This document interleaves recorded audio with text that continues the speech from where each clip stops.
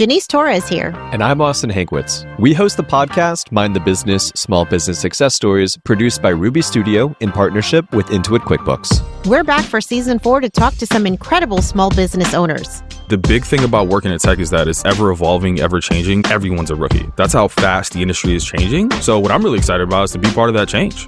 So listen on the iHeartRadio app, Apple Podcasts, or wherever you get your podcasts.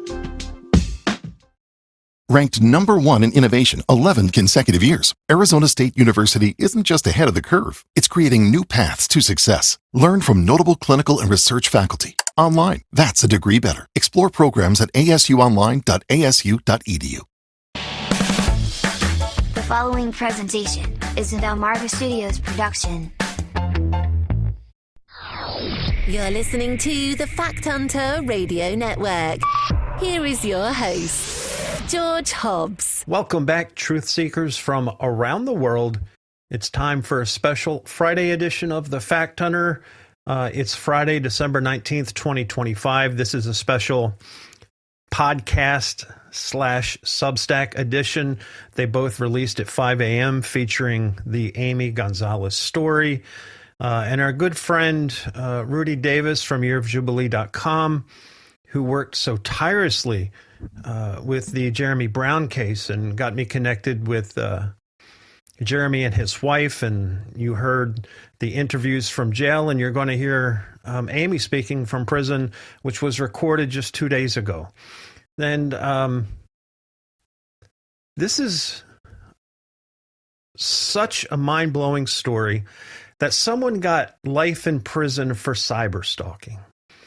Right? That Amy Gonzalez was in Texas when the heinous murders went down in Delaware.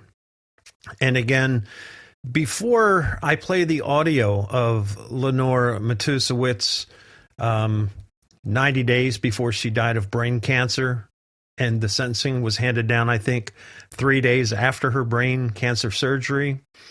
And again, we'll have audio from Amy that was recorded in prison just 2 days ago. Take in what you're about to hear, because, again, what happened was tragic, but it's also precedent setting, right? In the United States of America, life in prison was imposed for cyber stalking. Not murder, not manslaughter. Life in prison for cyber stalking, right? Amy Gonzalez was living and working full-time as a registered nurse in Texas in 2013. When 2 women were, just tragically murdered in the Newcastle County Courthouse in Delaware, 45 minutes from where I sit. She was not there. She did not plan it. She didn't pull the trigger. She committed no violent crime. The shooter was her father, Thomas Matusewicz. He acted alone. He murdered 2 people in the courthouse lobby and then sadly took his own life, right? And we're not here to dispute those facts. What we're talking about today is everything that came after. Instead of stopping with the man who committed the murders, the federal government, along with the state of Delaware, and oh, by the way, Beau Biden, expanded culpability and the lines, the rules of law, I guess, turning online. This is what I'm trying to get across to people today, is this is going to be a precedent down the road for people who say things that go against the narrative, and then someone commits a crime. Well, if anybody said this online, they're going to get in trouble because they encouraged it, right? That's what this is. Turning online speech, family conflict, association into something punishable. By prison? Life in prison? Amy Gonzalez was convicted of cyber stalking and conspiracy charges and sentenced to life in a federal system where parole does not exist. To date, no other cyber stalking case in American history, 250 years, has ever resulted in a life sentence. Not one. But here's another critical point that was not addressed during the trial whatsoever.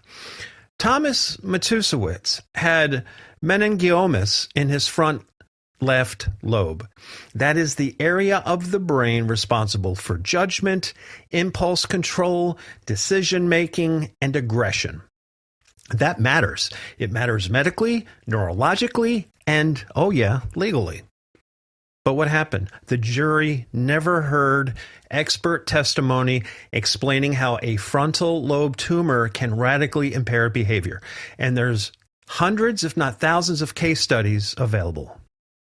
Not one neurologist, not one psychiatrist, not one medical expert. Only a brief stipulation describing the location and size of the tumors, with no explanation of their implications.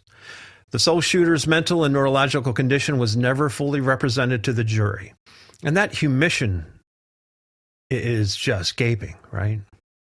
But again, another detail that matters is who was in charge. At the time of this prosecution, Beau Biden was the Attorney General of Delaware. And it's important to remember that a Biden who has connections to the federal government, these things are long in place, long before they're used, right? We talk about Reagan, the 1986 Vaccine Act, right? And now they used it, 40 years later for warp speed. And I'm telling you, when they lay the hammer down, this is going to be a precedent. Cyberstalking, life sentence. And again, whether people view Beau Biden as a public servant or a political hitman, it's interesting here in Delaware how he's looked at. He is looked at differently than Joe Biden, etc. But the reality remains that this is an unprecedented prosecution, and sentencing occurred while the state's top law official watched, right? This was a huge case. I was in the Middle East when this was all going on, far away from Delaware. It was never on my radar. But it's important that it created precedent, right? And this case doesn't just punish past behavior, it reshapes the future. By stretching cyberstalking statutes to include indirect consequences caused by a third party, the government has now opened the door to a terrifying legal theory that speech can be criminally liable for violence that you had nothing to do with if the authorities decide your words contributed to a narrative that they find unacceptable. And this should alarm every single person in this country, no matter if you're a Republican, a Democrat, a Libertarian, or someone like me who is, just wash your hands of everything. But the problem is, once that line is crossed, it's not going to stop with this family. It applies to journalists, whistleblowers. Yeah, I fall into both of those categories. Next week, some of the nonprofits I drop are going to blow your mind. One of the jingles you hear all the time on the radio in your car, and the other one used to watch every Labor Day back in the day, they're going to blow your mind. But anyone who challenges a dominant narrative is going to fall to this. And again, if speech can be retroactively blamed for tragedy, then our speech is no longer free. And that's a big problem. And that is the precedent that this case sets. But it didn't stop with Amy. Her mother, Lenore, was sentenced to life in prison from a hospital bed just 3 days after undergoing emergency brain cancer surgery. And I'm going to play the audio of that sentencing, right? She was rushed through sentencing so she could become the first person in America sentenced to life for cyberstalking. 3 months later, she was dead. That's something far more nefarious than simply justice. And Amy Gonzalez has been incarcerated since August 2013. I believe she's in a federal prison in Texas. I have her information on the Substack article, and I'll post it in the show notes as well.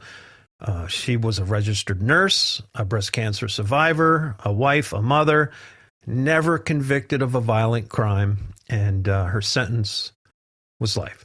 So what you're about to hear next is both Amy Gonzalez speaking from inside a federal prison. First, we're going to play her mother's hospital sentencing from a hospital bed 3 days after her surgery, which was very awkward to listen to, but I want you to ask you, does this punishment fit the crime?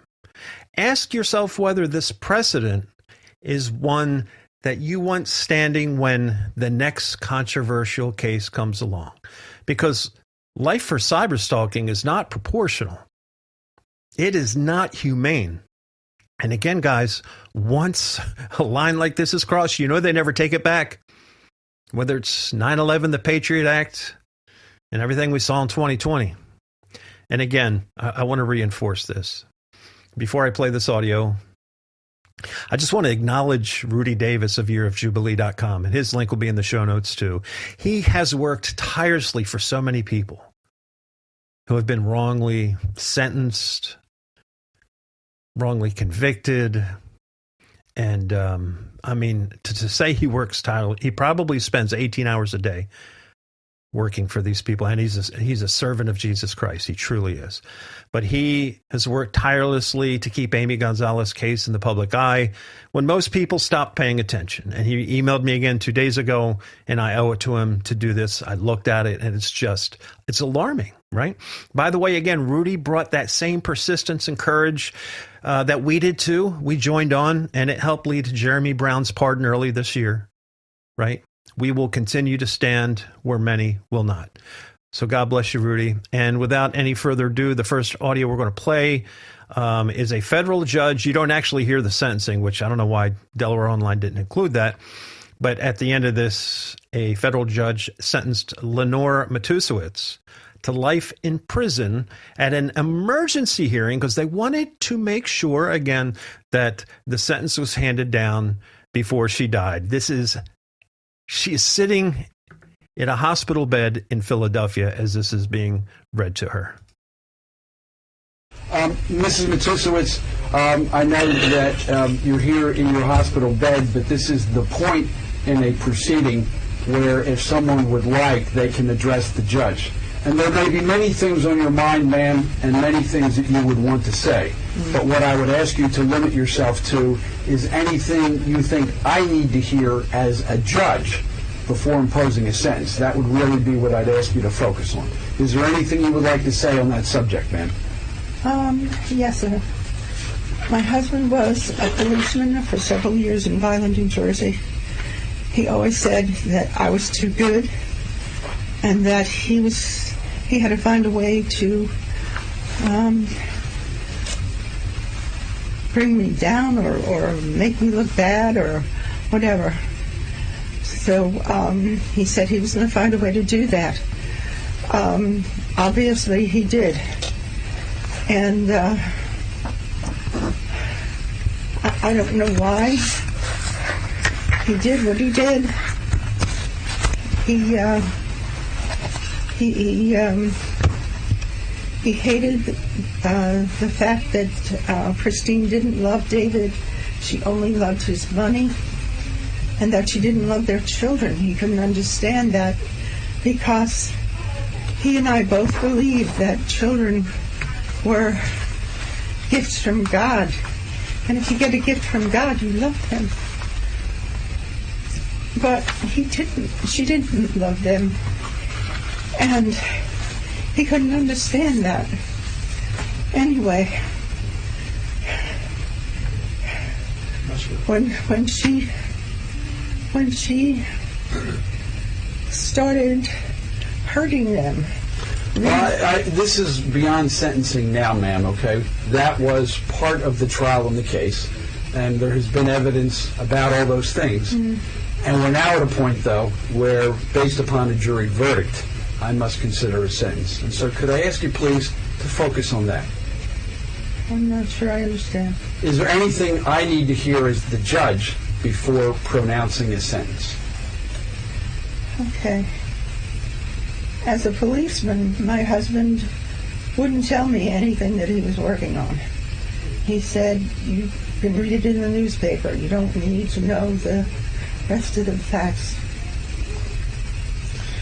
As part of his decision to kill Christine, he never told any of us about that. He just did it. And that was the way he was. I don't know. It's from the meningioma. I don't know if it was part of his training, but he just did what he did, and none of us knew what was coming. All right. Anything else you'd like me to hear? That I'm a Catholic and I would like to be blessed before I am disposed of. That is beyond my jurisdiction, but I'm sure the family, and I'm sure that if you are in the custody of the Bureau of Prisons, they will honor that request. I don't know what else to say. I understand. Thank you, Mr. Matusewicz. Mr. Edelman, is there anything else that you would like to address to the court? No, Your Honor, thank you. Okay. Mr. McCall. Just very briefly, Your Honor, it's our position throughout this case that Christine Belford loved her children, took excellent care of her children, and was an excellent mother who did not deserve the fate in which she found herself. And I understand the government's position in that regard, and I would have to add, I believe the jury in its verdict not only understood the government's position in that regard, but specifically made such a finding that Christine Belford was a good mother, and that Christine Belford in no way abused her children, and that Christine Belford did not deserve the fate that she met. And next we're going to play Amy Gonzalez. Again, this was from December 16th, 2025. This runs about 9 minutes. My name is Amy Gonzalez, and until 12 years ago, I had never been in trouble with the law. I had been a registered nurse since 1992, a wife, a mother, a sister, and a woman committed to saving lives, not taking them. Today, I am serving life in federal prison without parole for crimes I did not commit, crimes connected to a tragedy caused by my father, whose long-standing brain tumor had profoundly affected his judgment. My federal case number is 113CR83GAM3 in the United States District Court of Delaware. I write now because I am out of options, yet still determined to fight for my freedom. After 12 years of incarceration without a single disciplinary infraction, I'm asking not for money, but for political and moral support for someone willing to look deeper into the facts of my case and recognize the profound injustice that has taken place. My life before the tragedy. For 26 years, I have been married to my soulmate, Juan. We raised 2 children, my daughter Tatiana, now 20, and my son Christopher, now 34. Spent more than a decade without their mother. At the time of my arrest, I was the sole financial provider and working full-time as a nurse, even while battling breast cancer and undergoing multiple surgeries. I'm also the sister of David Matusewicz, an optometrist who once owned a thriving practice. David went through a painful divorce from his wife, Christine Belford. Our family became deeply concerned about the well-being of the 3 daughters they shared. The children were being physically and sexually abused. Following the advice of a national organization called Unite for Justice, we posted our concerns online in hopes it would prompt intervention and protection for the girls. It was a desperate attempt to help children we genuinely believe were in danger. A decision that changed everything. Acting out of fear and desperation and convinced that the children were unsafe, my brother and my mother fled the country with David's daughters. I truly believe that my brother, an intelligent... This call is from a federal prison. I truly believe that my brother, an intelligent, education-driven man, felt this was the only way to protect them. Nevertheless, both he and my mother were arrested, returned to the U.S., and convicted of international parental kidnapping and endangering the welfare of a child. Nothing that followed could have been predicted. Tragedy at the courthouse. On February 11, 2013, while suffering from a massive left frontal lobe meningioma he had battled since 1990, my father, Thomas Matusewicz, made a catastrophic, incomprehensible decision. He shot and killed my former sister-in-law, Christine Belford, and her friend, Laura Mulford, and then took his own life in the lobby of the Delaware courthouse. My father's impairments, his memory loss, distorted judgment, impaired reasoning, and episodes of aggression were never fully presented at trial. Medical expert prepared to testify never reached the stand. Only a 2-sentence stipulation was read to the jury, noting the location and size of his tumor. I've lived every day wishing I could undo what happened, but none of us had the power to foresee or prevent his actions. Indictment, trial, and life sentences. Still in shock and grief, my mother, brother, and I were indicted for cyber stalking resulting in death, conspiracy to commit cyber stalking, interstate stalking, and aiding and abetting my father. Our constitutional right to a trial, and we lost. All three of us were sentenced to life in federal prison with no possibility of parole. Federal prison, life is not symbolic. Life means death behind bars. My mother's death in prison. Mother, Lenore Matusowitz, was sentenced in a hospital bed only 10 days after brain tumor surgery. Officials arranged an emergency sentencing in case she died beforehand. The audio of it was posted online for the world to hear her final words, recorded and exposed. She was given just 3 months to live. Instead of being granted compassionate release, she was placed on hospice in a prison cell. She died in agony on Mother's Day weekend in 2016. My brother and I continue the fight for justice, but the legal resistance is overwhelming. Our case is precedential, meaning that overturning it would impact others facing similar charges. We have become political casualties of a much larger legal battle. Domino effect on my family. Tragedy didn't end at the courthouse. It spread through every corner of my family's life. When I was arrested, Christopher was only 18. I was in the middle of enrolling him in college. Devastated and alone, he fell into depression and moved back to New Jersey. By God's grace, he still managed to complete a degree in computer analysis. Juan and our daughter, Tatiana, only 7 at the time, remained alone in Texas with no family for support. The entire retirement fund was spent just to keep them in our home, but after 4 years, they were forced to sell it. I moved into my parents' old double-wide trailer, which was badly in need of repairs. Juan now survives only on $15,000 a year in SSI disability while battling depression, panic attacks, PTSD, anxiety, and agoraphobia after the collapse of his entire family. Tatiana has suffered emotionally, spiritually, and financially. Our faith once anchored our family, but this trauma shattered hers. The hardest part of my incarceration has been watching my daughter lose her belief in God. 15-minute phone calls cannot replace a mother's presence. I missed every milestone of her first period, her first heartbreak, her first achievements, relied on the kindness of others, her mothers, to guide her when I couldn't. Like Clarissa, who gently explained to my daughter the changes of growing up, and angels like Mrs. Pereira, her middle school English teacher, who read Tatiana's essay titled Something Traumatic in My Life.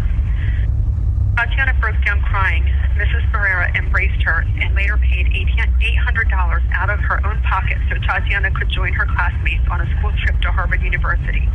Without her, my daughter would have stayed home, excluded again. Weight of grief. After the courthouse shooting, I was allowed only 1 week off to grieve. It exhausted my PTO on breast cancer surgeries. After long shifts at the hospital, I cried on the back porch. My daughter finding me and asking when her grandma, Uncle Dave, and Pop-Pop would come home. A month later, I took her to my parents' ranch and explained for the first time what death meant, that we would not see Pop-Pop again until heaven. Her scream, the kind of scream that comes from a child's soul, will haunt me forever. When my father's belongings were returned, I found Tatiana's kindergarten graduation photo in his wallet. He carried it everywhere. Flyers for Disney trips continued to arrive in the mail, vacations he planned to take her on but never would. Worried he had neglected her by not taking her like he had his other grandchildren. Where I stand today, 12 years have passed. I have worked in clerical and leadership roles in prison, maintained perfect disciplinary conduct, and held on to faith that someone would finally look at this case and with courage and clarity. I cannot change my father's actions. I am deeply, profoundly sorry for the lives lost. I pray for Christine and Laura's families every day. I have seen people convicted. I pray for Christine and Laura's families, but I did not intend, encourage, or foresee violence of any kind.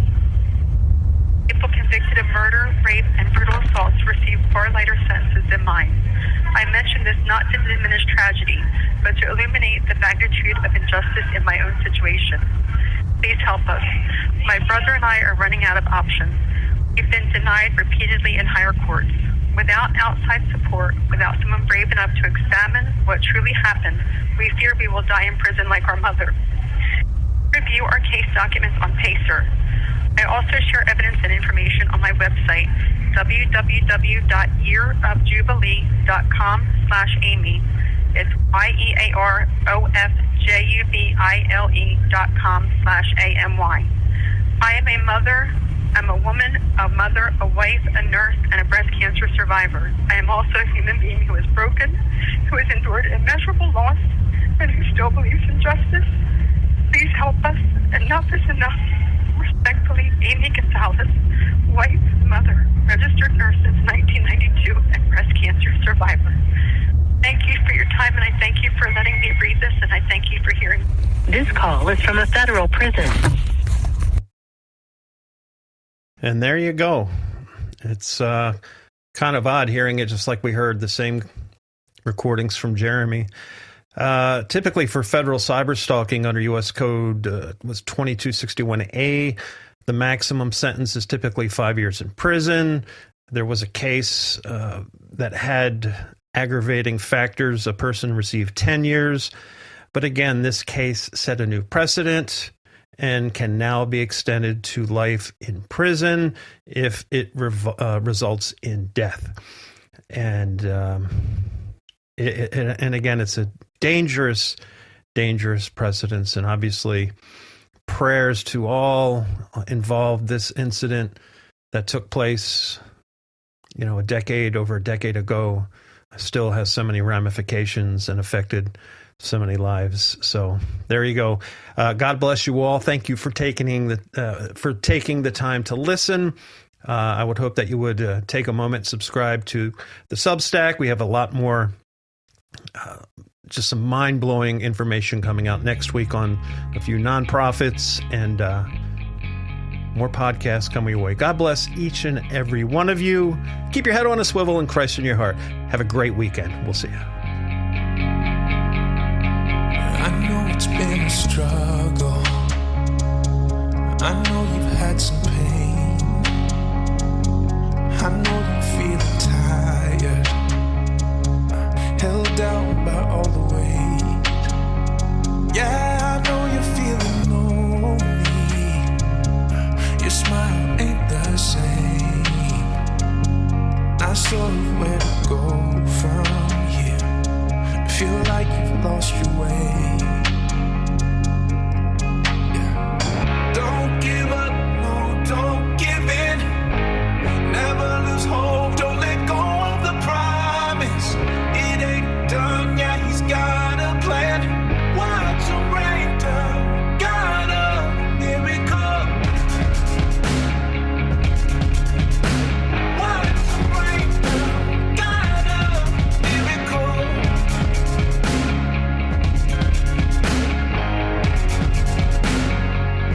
I can see the strength inside you. Child, you're putting up a fight. Oh, you're stronger than you think you are. Yeah, you're gonna be alright. You're accepted, loved, and valued. Beautiful, you're shining bright. Yeah, you're living, breathing, moving. You can hold your head up high.